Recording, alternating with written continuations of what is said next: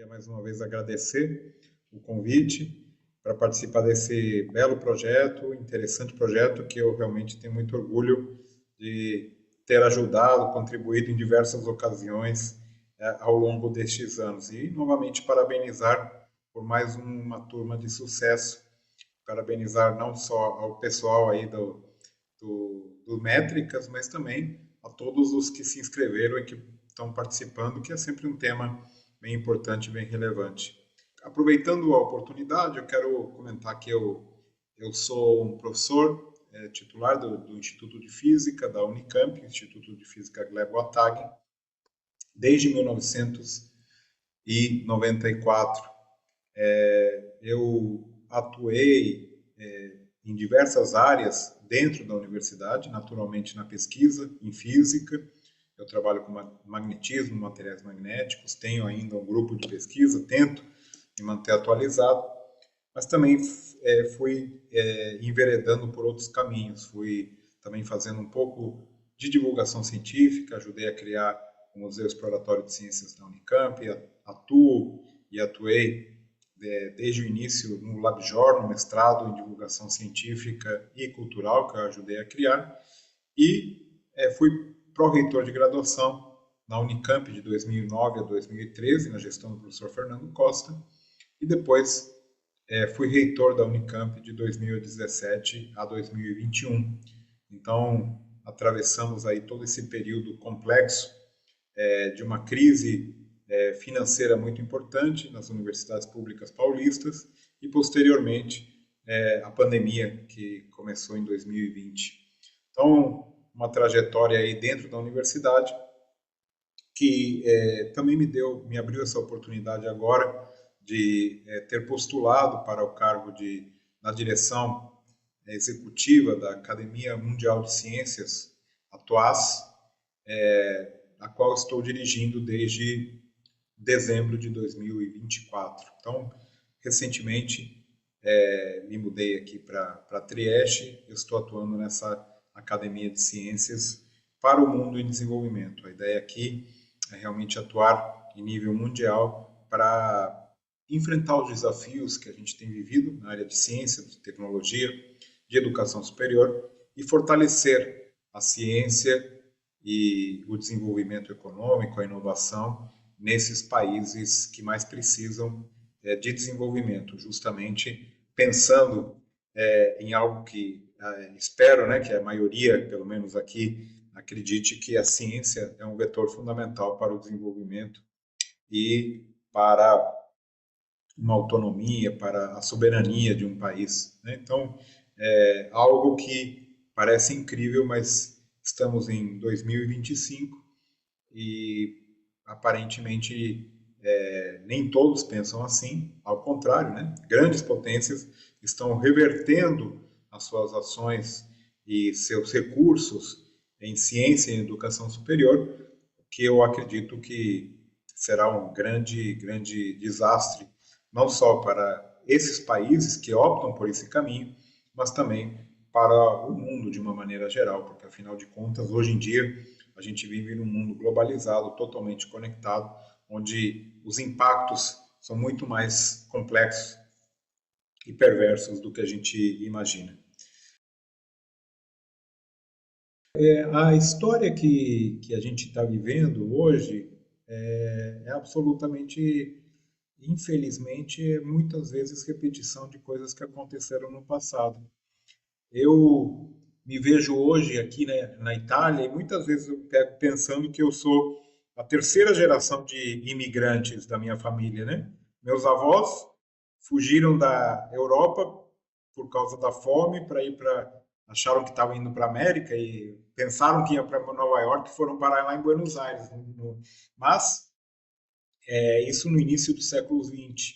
Meus pais saíram da Argentina através de um processo muito traumático, até familiar, por causa de uma ditadura militar muito forte que houve na Argentina, e justamente uma oportunidade que ali o Zeferino Vaz, na Unicamp, soube aproveitar como ninguém, de buscar talentos da América Latina, de professores que tinham sido realmente expulsos das suas universidades, dos seus países, e não podiam voltar. Então, houve ali uma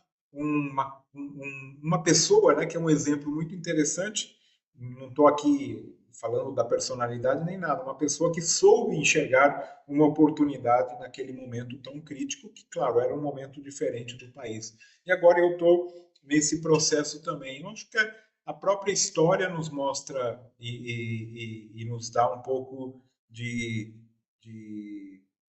forças para ver que, de uma maneira ou de outra, a vida, a ciência, a sociedade avançou, mas em tantas outras a gente está voltando a ter situações que a gente imaginava que eram completamente impensáveis, né? Que retornassem.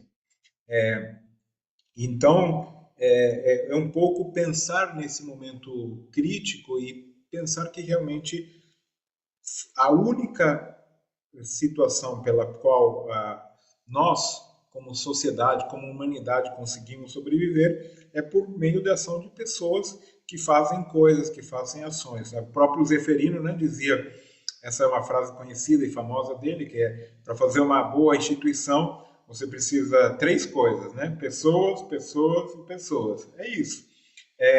Ter pessoas que façam realmente acontecer, que façam ações. Eu me vejo como uma pessoa prática nesse ponto de vista. Não, eu não sou tanto um estudioso, sou eu não teria, em português não tem a palavra que tem em inglês como um practitioner, né? É um praticante, né? Alguém que, como na minha profissão como físico, eu sou um físico experimental, mão na massa, vamos ver, fazer, vamos testar, vamos ver o que acontece.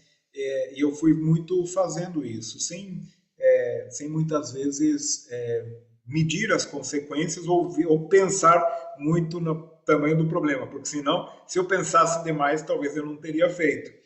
Então, é um pouco essa ação que eu acho que vale a pena ter. É bom ter o equilíbrio, ter gente que teoriza, planeja, pensa. É bom ter essas pessoas que fazem, são mais práticas e realizam, e encontrar um equilíbrio adequado para que isso possa acontecer. Ao longo da vida, quem vai se colocando como administrador, que vai encontrando esse,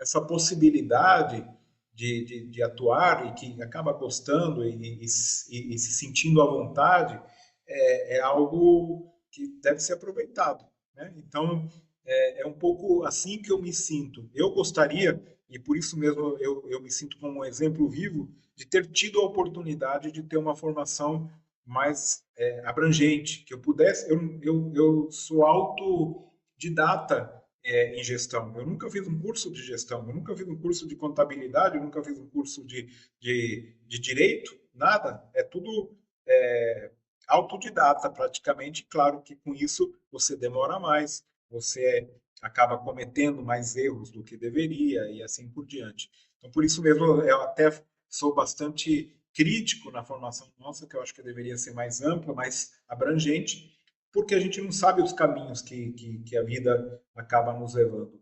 Então, eu não tenho segredo com relação ao como eu atuo. Eu acho que é enfrentar os problemas, saber que sempre vai haver algum problema, alguma dificuldade, alguma questão. Não tem, como se diz, almoço grátis. Não tem trabalho simples, não tem trabalho é, que não exija realmente um grau de dedicação muito importante, uma resiliência importante e um pouco digamos assim, de uma compreensão mais abrangente. O tempo todo, qualquer administrador sabe que, digamos que 99% do tempo é administrar pessoas, é ser quase que um psicólogo, né? Porque você lida e trabalha com pessoas, mas as pessoas são complicadas, cada um tem as suas coisas, tem a sua personalidade, o seu jeito, e acho que buscar esse entendimento, esse diálogo, essa conversa sempre muito aberta e muito franca com as pessoas, tem me ajudado, pelo menos, a conseguir avançar naqueles lugares que eu tenho tido a oportunidade de trabalhar e contribuir. Então, é um pouco assim, é sem pensar muito, seguir uma convicção, uma missão que eu acho que é algo que é absolutamente fundamental. No meu caso, eu vejo isso com muita clareza. Eu realmente acredito que a ciência e a educação são as únicas maneiras de avançar e termos um futuro. E eu tento levar um pouco essa visão para o meu dia a dia como gestor.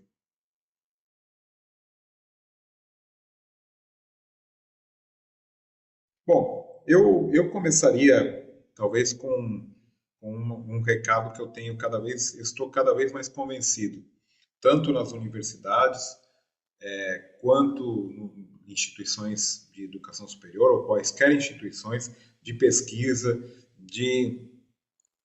que lidam com o desenvolvimento de uma maneira geral. Eu acho que a gente deve cada vez mais colocar a comunicação como uma prioridade absoluta. Uma comunicação efetiva, uma comunicação cuidadosa e uma comunicação que vise, com muita estratégia, mostrar para a sociedade de uma maneira geral e para os políticos em particular a importância tanto da educação superior quanto da ciência e tecnologia para o desenvolvimento nacional.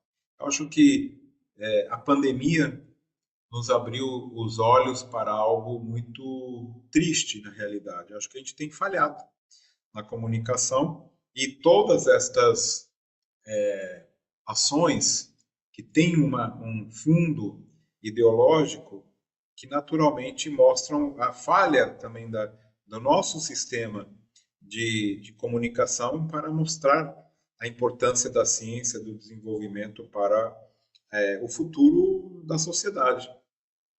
Hoje, a gente, mais uma vez, vê as mudanças climáticas de uma maneira palpável, né? Quem mora aí no Brasil sabe muito bem do que eu estou falando. Cada ano se repetem temperaturas recorde, não só no Brasil, mas no mundo. As temperaturas dos oceanos estão recorde. O mundo está realmente, sob nenhuma forma de dúvida, aquecendo.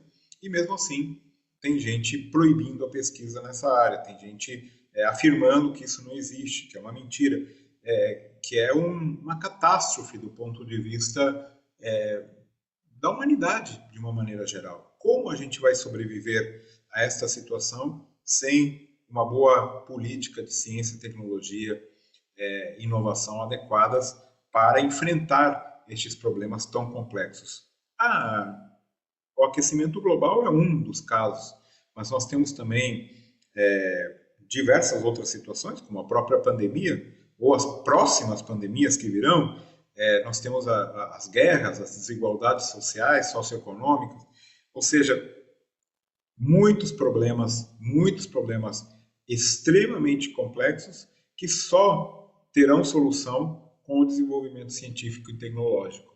E para ter um bom desenvolvimento científico e tecnológico, a gente precisa ter uma boa ciência de base, precisa ter boas universidades, precisa ter uma formação de cientistas, de novas gerações de cientistas que tenham a possibilidade, a capacidade não só de se formar, mas depois ter recursos para fazer as suas pesquisas que cada vez também ficam mais complexas, mais caras, mais difíceis de serem realizadas. Sem grandes equipamentos, sem redes de apoio, sem a montagem de estruturas do que é chamado Big Science, é muito difícil hoje em dia realizar pesquisas de ponta de qualidade. Aí eu estou falando de grandes telescópios, de laboratórios síncrotrons, de grandes projetos internacionais em diversas áreas do conhecimento, incluindo, por exemplo, vacinas, incluindo novas formulações de remédios e assim por diante. Então, nós temos aí um dilema pela frente de como isso será enfrentado neste contexto, mais do que nada, onde a ciência entrou como uma componente ideológica e política, sem realmente ter esta componente ou este papel. Eu acho que aí é uma falha muito importante, não só de quem atua e faz essas políticas, mas naturalmente temos que fazer a nossa meia-culpa de dizer, olha, onde que a gente está falhando, de que maneira que a gente não está conseguindo comunicar com a linguagem contemporânea para esta nova geração de pessoas que está chegando em cargos de direção, né, no poder e assim por diante. Isso tem que ser uma reflexão crítica muito importante e muito clara, porque a gente não pode mais esconder ou tampar o sol com a peneira, né, como se diz. A gente está vivendo uma situação que exige realmente uma mudança drástica.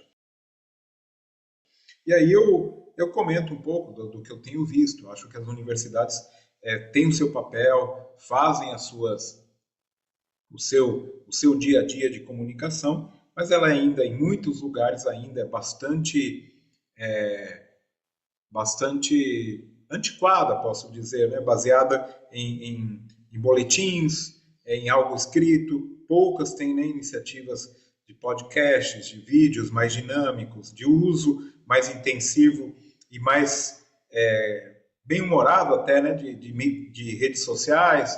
Então, a gente precisa entender como, por exemplo, é possível que haja mesmo divulgadores que são excelentes, mas que são individuais, né? São pessoas que tenham muito mais seguidores nas redes sociais, seja no Instagram, seja no X, seja no YouTube, onde for, que a maioria das grandes universidades brasileiras, e não é só brasileiras, na América Latina, no mundo como de uma maneira geral. Como é possível que um indivíduo, uma pessoa, possa ter mais seguidores do que as universidades? O que a gente poderia fazer para realmente atrair esse público que consome esse tipo de conteúdo e nós praticamente não fizemos essa avaliação, essa mudança, essa verificação de como a gente pode, de uma maneira ou de outra, ter uma comunicação mais contemporânea, mais efetiva para os tempos que a gente está atuando. Isso tem, naturalmente, as consequências. Tem as consequências de termos aí um grupo de pessoas, de políticos em particular, que no final das contas são os que decidem as políticas públicas e as fontes de recursos, que muitas vezes acabam não entendendo a importância da ciência, tecnologia e da educação superior para o desenvolvimento do país, da região e da sociedade de uma maneira geral. Então, o primeiro recado que eu gostaria de dar é esse da comunicação. Em segundo lugar, eu acho que essa visão de que a gente está no meio de um momento de uma mudança geopolítica importante. As forças do mundo estão se reorientando e recentrando e reestruturando. Muitas pessoas não se dão conta que talvez já em poucos anos, 40% dos jovens do mundo vão estar ou estão na África, né? E isso para uma sociedade, por exemplo, como a europeia, que já está em pleno declínio demográfico, é algo relevante. As universidades, as escolas secundárias começam a não ter alunos suficientes e tem que fechar, muitas vezes. Então, há todo esse dilema, muitas vezes, de muitos países e muitos sistemas universitários que dependem de jovens que vêm de outros lugares do mundo. Mas isso também é afetado por políticas imigratórias, eu não sei quais são as consequências, por exemplo, agora nos Estados Unidos, com essa mudança de política migratória que vai ter com os vistos, como isso vai afetar as próprias universidades norte-americanas, que também dependem muito da China, da Índia, de outros países para a própria sustentação. Há países como a Austrália, há países na Europa que também têm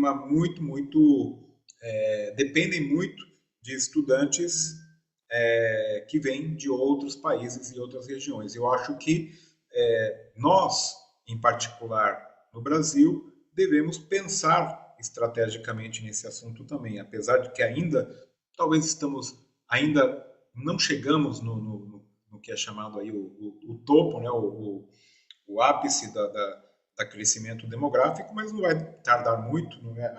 Realmente a curva demográfica está se invertendo e as universidades precisam pensar, bom, como vamos fazer? Talvez programas de ação continuada, né, long life learning, como, por exemplo, atuar também em um público mais adulto, né, com um público mais experiente, digamos assim, que possam ter possibilidades de mudança de vida, dependendo do que acaba acontecendo com a vida de cada um. Talvez uma atuação mais efetiva com a própria África. Nós temos muitos países lusófonos na África que são possibilidades incríveis, né? Muita gente não se dá conta que de São Paulo a Luanda, né, que é a capital da Angola, é apenas atravessar um oceano. São 6, 7 horas de voo, muitas vezes, que é muito mais perto do que outros lugares que a gente pode ir. Por exemplo, é mais perto ir para Angola do que para a cidade do México, de São Paulo, por exemplo. Ou mesmo para Bogotá, deve ser um tempo equivalente. Então, é uma oportunidade única que a gente tem de intercâmbio com os colegas, né, e as universidades moçambicanas, angolanas e tantas outras, bom, Cabo Verde e assim por diante. Então, isso sem contar naturalmente com as outras, mas acho que a proximidade da língua é algo que realmente a gente deveria aproveitar mais como estratégia de país, não só como país e como oportunidade, mas também para contribuir e colaborar com o desenvolvimento desses países, que afinal de contas também a gente tem uma dívida histórica que é absolutamente relevante e importante de sempre destacar. Então, acho que a gente tem aí uma mudança no centro, né? Uma mudança no centro do desenvolvimento e da, digamos assim, da pesquisa e da ciência e da educação superior, que está pouco pensado no nosso mundo universitário. A maioria das pessoas e dos intercâmbios ainda ocorrem com os Estados Unidos e Europa, e eu, cada vez que algum jovem vem e me pergunta alguma opinião, eu digo, vai para a China, vai para a Coreia, o mundo mudou, né? Então, a gente tem pouquíssimo intercâmbio ainda com a China, pouquíssimo intercâmbio com a Índia, pouquíssimo intercâmbio com a Coreia, com o Paquistão, com Singapura e assim por diante. Então, acho que a gente deve explorar um pouco mais e pensar em atividades estratégicas, intercâmbios estratégicos e com esses países que, digamos assim, despontam nesse novo cenário mundial. Eu deixaria isso como realmente um outro recado absolutamente essencial para pensar o momento atual que a gente está vivendo. E eu não poderia deixar de comentar algo que eu sempre comento, que é um pouco o que a gente chama de advocacy, né? De um pouco de pensar que o nosso cenário de educação superior no nosso país ele está praticamente estagnado há muitos anos, né? Foi feito, criado, pensado, mas foi pensado e criado de uma maneira tão rígida que é muito complexo modificar.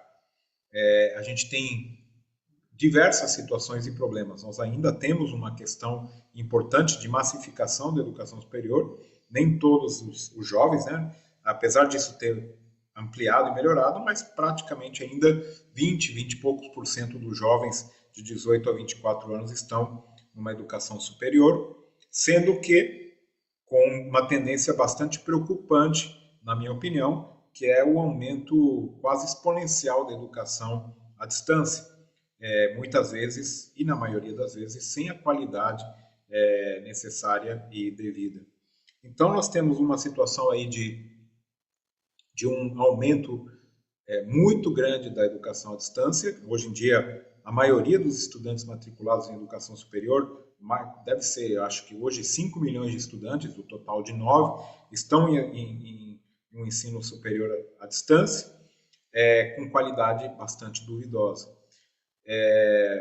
Isso é algo que as universidades públicas brasileiras não estão pensando. Houve aí um momento em que houve aí a universidade aberta. Nós temos em São Paulo uma importante iniciativa que foi criada e que funciona relativamente bem, mas se é uma tendência que os jovens estão buscando essa modalidade e tal, acho que as universidades públicas brasileiras deveriam se colocar seriamente esta questão e verificar, bom, assim como na casa da comunicação, o que nós estamos fazendo de errado ou o que a gente poderia fazer melhor para atrair parte desses jovens que estão, de uma maneira ou de outra, migrando para essas universidades.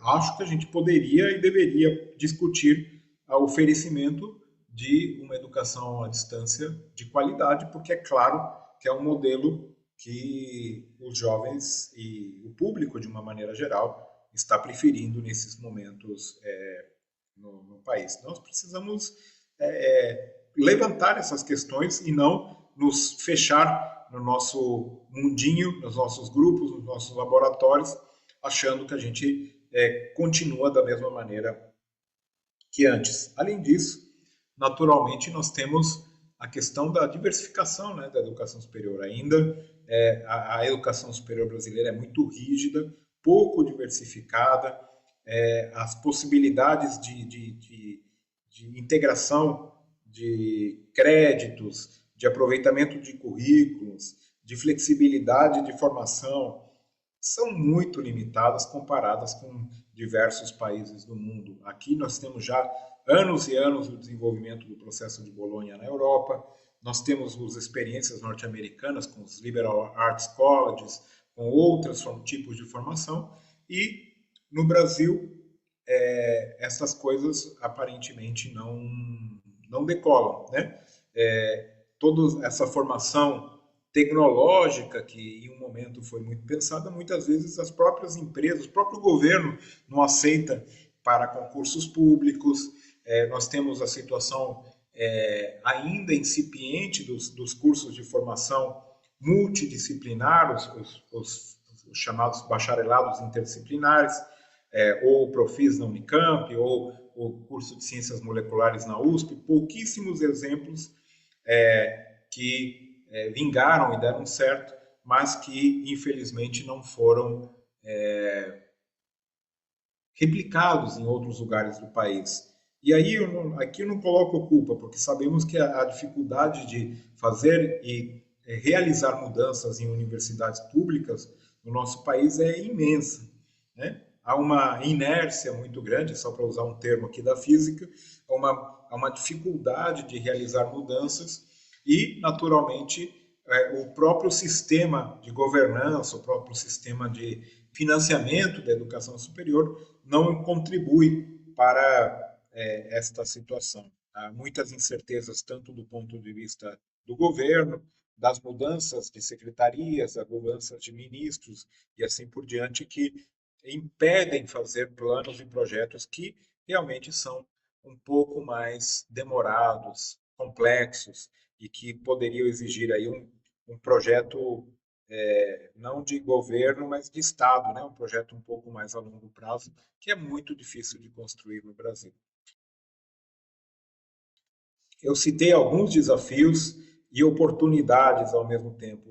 Eu acho que, olhando para o lado aí positivo, né, como sempre se diz, aí o copo meio cheio, a gente conseguiu no país, apesar de uma chegada bastante tardia ao mundo da universidade, já né, quase no primeira não, não chega a ser na primeira metade, no primeiro quarto do século XX, a gente começou a ter universidades no Brasil e o desenvolvimento ocorreu de uma maneira bastante, digamos assim, positiva. Após a criação, no pós-guerra, né, a criação do CNPq, da CAPES, da FAPESP, no caso do São Paulo, de toda uma estrutura de infraestrutura de ciência, tecnologia e educação, com a criação dos pós-graduações, dos mestrados, dos doutorados e uma ampliação dessa rede de muito bem estruturada de bolsas permitiu que o Brasil consiga se desenvolver do ponto de vista das universidades, da educação superior.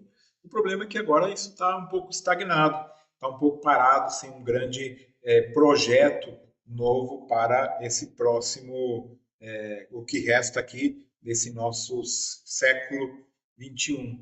Então, é um pouco esse desafio que a gente tem pela frente, olhar para um problema que é extremamente complexo, difícil, porque o tamanho do sistema é grande, mas ele deveria ser maior, as universidades deveriam atender mais a população, deveriam estar mais conectadas com o momento atual que a gente vive e, de uma maneira ou de outra, aproveitar oportunidades que surgem, né? Eu mesmo outro dia estava pensando, eu participei de alguma discussão, né, por que a gente não aproveita a oportunidade de criar um programa de ano sabático para, né, professores que queiram vir de outros países, em particular da América do Norte, que queiram vir para o Brasil e possam usufruir da nossa infraestrutura, dos nossos bons recursos e tal. Poderia ser uma boa oportunidade.